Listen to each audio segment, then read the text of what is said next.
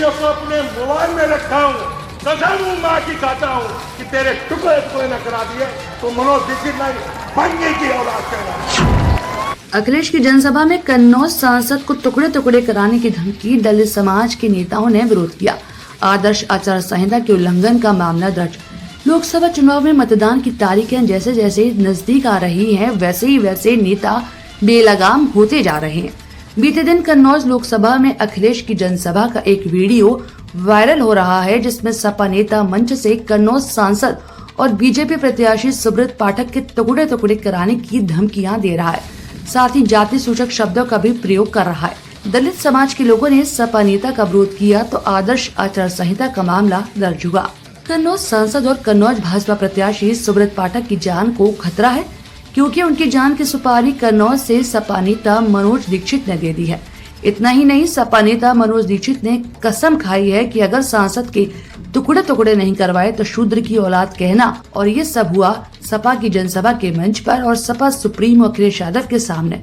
यकीन नहीं होता तो आप खुद ही देख लीजिए और सुन लीजिए। सपा नेता मनोज दीक्षित ने अखिलेश यादव के सामने कन्नौज सांसद सुब्रत पाठक को शराबी का सर्टिफिकेट दे डाला।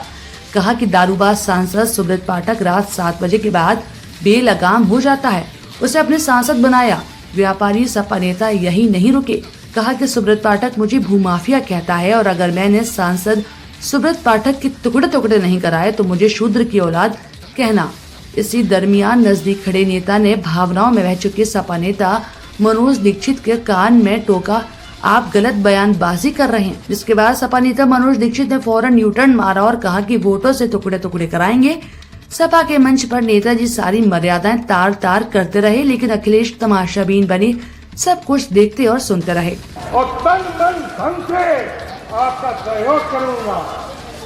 मैं उन ब्राह्मणों में नहीं हूँ कि दब जाऊं, दबने वाले में नहीं हूँ और कुछ भी आपसे नहीं मांगूंगा जीवन में। केवल आपका सहयोग चाहिए, ये कि सम्मान बरकरार रहे हमारे ब्राह्मण समुदाय का। ब्राह्मण समुदाय आपको वोट देता है, ब्राह्मण समुदाय आपको वोट देता है माननीय अध्यक्ष जी, लेकिन उसका डर ये है कि अगर हमने खुल के वोट दे दिया तो हो सकता है हमारे ऊपर मुकदमा न लगे।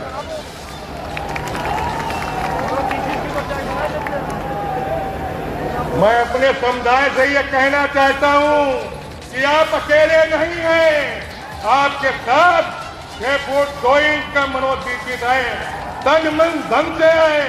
निकलो और शाम के 7 बजे वाले दारूबाज सांसद से बल्ला लेके रहो।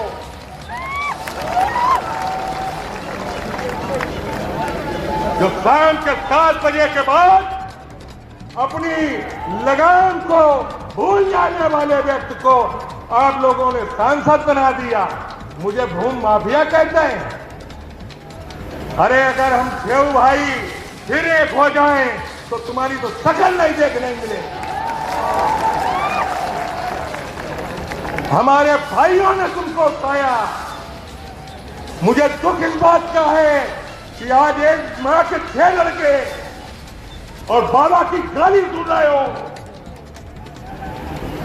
मैं उस वीडियो को अपने मोबाइल में रखा हूं, कसम मां की खाता हूं कि तेरे टुकड़े टुकड़े न करा दिए तो मनोज दीक्षित नहीं बनने की औलाद कहना।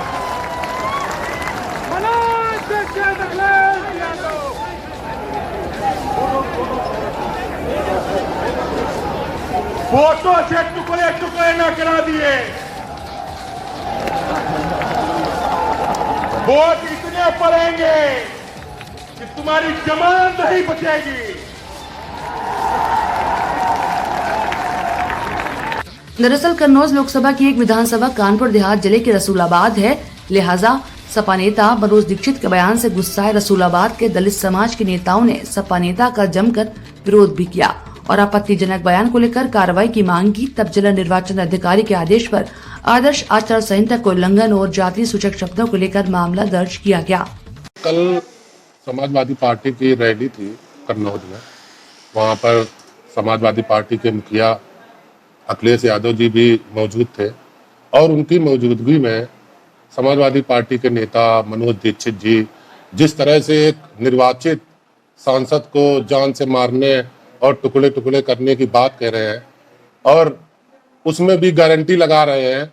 जिस समाज का सम्मान हमारे आदरणीय प्रधानमंत्री मोदी जी इतना सम्मान करते हैं, उनको जात सूचक शब्दों से उनको बयां करके उनको अपमानित कर रहे हैं। और जब ये निर्वाचित सांसद को इस तरह से धमका सकते हैं, इस तरह से सरेआम मंच से जान से मारने की धमकी दे सकते हैं, ये समाजवादी पार्टी का चरित्र है। उनकी नीयत और नियत यही है, कब किसको जान से मारने, कब किसको टुकड़े करने की धमकी दें, कब किसको धमकाएं, यही समाजवादी पार्टी का हमेशा चरित्र रहा है। मैं सारे समाज की तरफ से, हम भी चूंकि अनुसूचित समाज से हैं, हमारे समाज को अपमानित करने का जो काम किया गया है उसके लिए मैं शासन और प्रशासन से मांग करता हूं कि इनके खिलाफ सख्त से सख्त कार्रवाई की जाए। चुनावी आचार संहिता में जात सूचक शब्दों को बयां करना, ये हमारी शासन प्रशासन से मांग है कि इस पर कड़ी से कड़ी कार्रवाई की जाए।